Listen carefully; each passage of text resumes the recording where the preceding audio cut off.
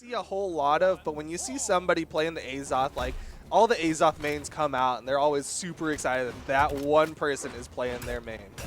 Yeah. All right. So yeah, just axe all over the place right now. You can hear those sounds, and we do have a second one, or another one actually, coming out from Azoth if he's able to pick one up. Here on the other side of things, man, that one unorthodox weapon that's kind of out the bunch would be that orb from Undertaker, aka Thor. Although he is definitely stuck to this hammer quite some time. Off the hammer now, unfortunately, getting that hit out of his hands. Yeah, red team really struggling to take control of this one. Blue team did a really good job of splitting this red team at the start and just going to crisscross the laser beams there to take out Enimatek. What a charge up from Dummy, and that actually worked as Enimatek dodges into the neutral sig. Yeah, that was a big read. Like, he jumped and dodged forward while at the same time he was charging it. So that was just quite a big read right there from Dummy. And this is going to be a great start here for the blue team, man. They're definitely trying to get themselves some medals here as well.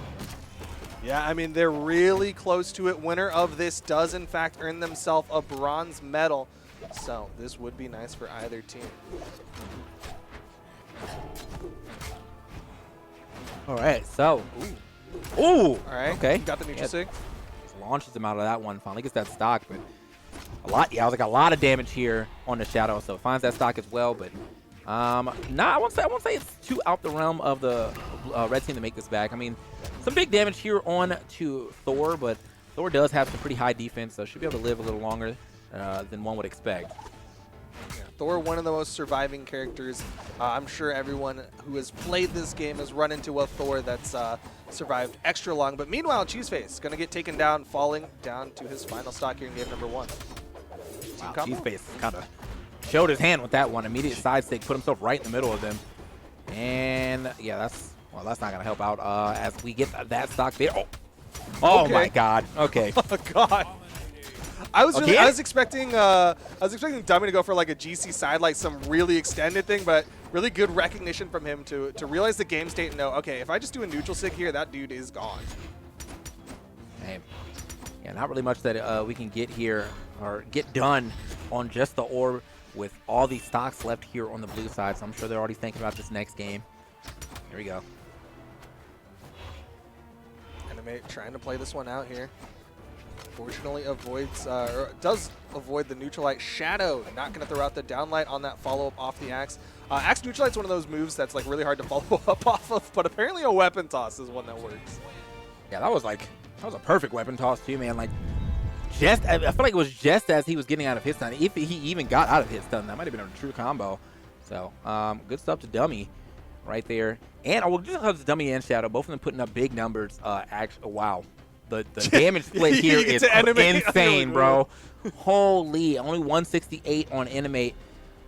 He has got to pick it up here. Now, he did eat a lot of damage. That's what Thor can do, 640. But regardless, man, you want to put some damage here on the board as well. And yeah, that's not a great start here for their underdog story. Yeah, this is looking a little bit rough. Their train might stop short here in in the losers semi-final, but we're gonna go into game number 2 in just a little bit. Looks like Cheeseface and Enimatek are really thinking about who their character pick is gonna be. As I don't know how many other options they have. Maybe they're just gonna talk it out and say, hey, let's hit them more. Yeah. Yeah, I think that's definitely the main point of whatever their game plan is. Whatever you're talking about, as long as I don't care how many words you use to get there, but let's just say we need to get more hits. Yeah. So you can figure out how you get to point B, but point B still needs to be hit them more. And it looks like they're going to be sticking with the same character picks as we get into game number 2. No swaps here. Of course, Cheeseface level 100 on the Azoth, so would be a little bit of a surprise to see him swap, but we're going back to Mamba. All right. So let's go ahead and keep it moving. Yeah, we're going to go ahead and take it back to Mammoth Fortress. This, well, I think this is the Australia special. This whenever they pick a stage, they just kind of stay there, and it is definitely been interesting to see this though, because like sometimes you think that if you swap stage, maybe you'll have like some type of different game plan, different advantage. But they just believe that, hey man, we just weren't playing good. Let's go ahead and run it back, and this time we'll play better. Yeah. sometimes that's the answer. Blue team did have the initial weapon control, but looks like red team doing a little bit better in this one.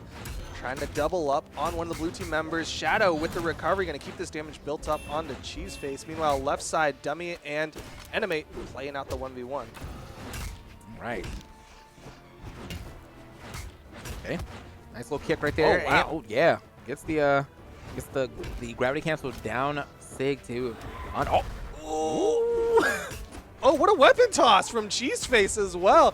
That was off screen, still tagged Dummy on the back of the head. Didn't really amount to much, but good kind of recognition of positions. The neutral Sig not going to lead to the knockout. That's that high defense on the Undertaker. Okay. It's getting up there. Boom. And this should be, yeah, I feel like that should be a pickup right there. I'm not sure if they actually needed that, but you know, insurance for sure. Yeah, I definitely think a follow-up was needed. I was surprised the neutral air was going to be the one. Like, usually recovery is what you go for because it's got a little bit more force on that one, but it was still worked out. That was a pretty high recovery. Well, Enimatek, where are you going? Okay, well, off that screen yet again, but like, yeah, he was way down there, so not really a lot of mix-up that he can get to avoid that hit from Dummy. Either way, though, the red team somewhat of a lead, I think. You know? Oh, definitely a lead now. Yeah.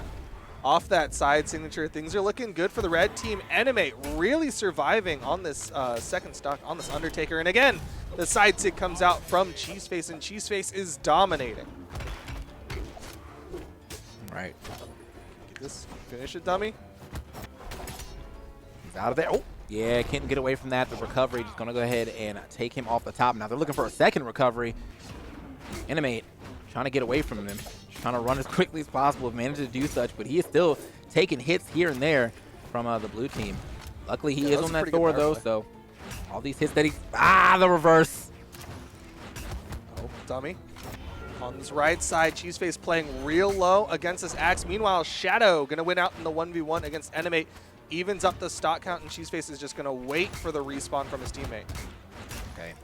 Yeah, waited long enough, but still it managed to take some big damage there. Great little two-tap right there from Dummy. Cheeseface and Enimatek. Not too far away from victory, but I think it really is up to Enimatek to, like, he's got to play a little more solid, man. Cheeseface can't do it all, and Cheeseface actually out of there now. Enimatek is, I feel like he came down here and didn't really get any hits either on this last stock. Yeah, I think the damage numbers are going to show that Enimatek did a really good job of living, but not a really good job of doing that second part of hitting the opponents a lot. Like, he's existent, but he's not really making himself present in the fights. Yeah. No, I don't know who else he plays after this too, but maybe a character swap. Maybe he needs a different set of weapons here. Because honestly, first I have not seen much orb from him at all, so it's been a lot of hammer. I don't even know if he feels comfortable on this orb at this point in time. But even so, like, he just really isn't getting to the big hammer plays. Not a lot of stomps there. Not a lot of good sigs or good easy flowing sigs from Thor there. And well, the damage not too bad this time. Just unfortunately not getting a lot of stocks here. Just couldn't keep Cheeseface alive, I guess. But either way, blue team going to take game number 2 in a relatively convincing fashion. And again, the red team going to come into this one sticking with their characters. As again, we have the Undertaker and the Azoth, a very gothic theme coming out from this red team. Yeah.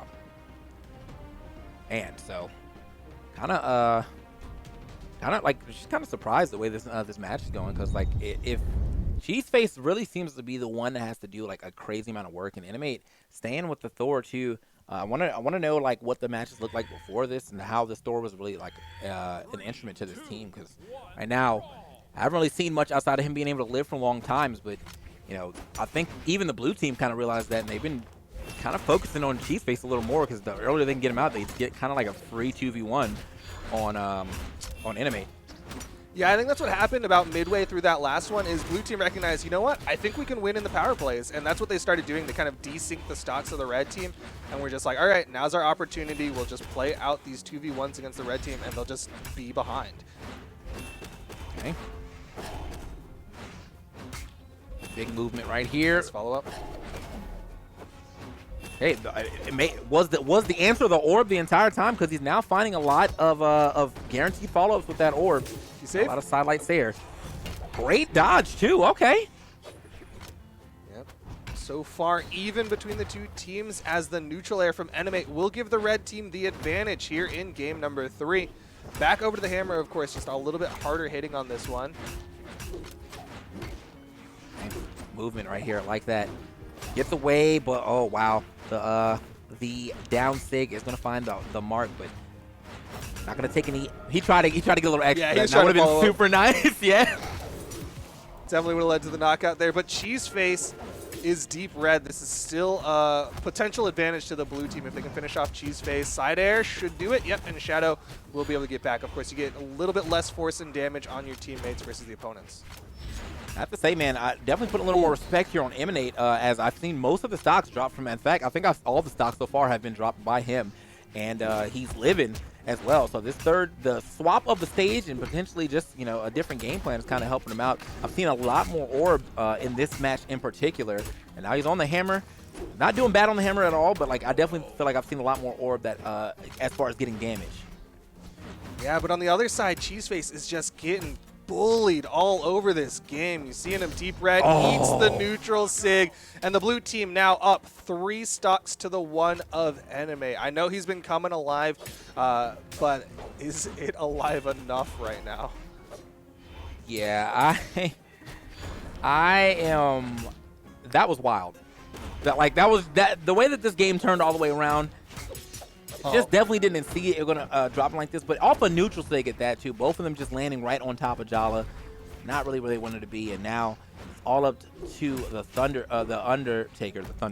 So to do it on 1 stock. While I mean, yeah, he does have the damage here on both of them, and he could get a nice Sair on both of them to possibly take these stocks. But it's just, what are you gonna do now when you're already in the deep red? Doesn't seem to matter. I think he might not be able to make this one back. Yeah, for sure. Gone. Claps it up. Golf clap to say goodbye, and that's going to be a 3-0 victory in the way of Dummy and Shadoww. And unfortunately for Dummy and Shadoww, they now have to make the long run. They have to beat Kyler and Alice in a game, a best of 5, and then they have to go into the grand finals to beat Elsem and Doggo in 2 best of 5s if they want to be crowned the victors of this one. Yeah. So, it's unfortunate too, because I feel like this is the match that Enimatek really picked up, but it's like once one of them picked up, the other one was kind of like faltering. So the first 2 games, Cheeseface was really like holding it down, but the second that Enimatek was able to like pick it up, they just started focusing Cheeseface now, and he was just getting like tossed around. Not really much that Enimatek could do to kind of save his teammate there. So rough. Yeah, that was just a rough spot. Enimatek was like, I'm finally playing well. And unfortunately, his teammate just got bullied out of the game. Next up, though, we have Kyler, Alice, and Wright down in the lower bracket. Elsem and Doggo, you see them sitting in the grand finals, just waiting on the winner of this set. Kyler, Alice, and Wright versus Shadoww and Dummy. And definitely the numbers going to favor Kyler.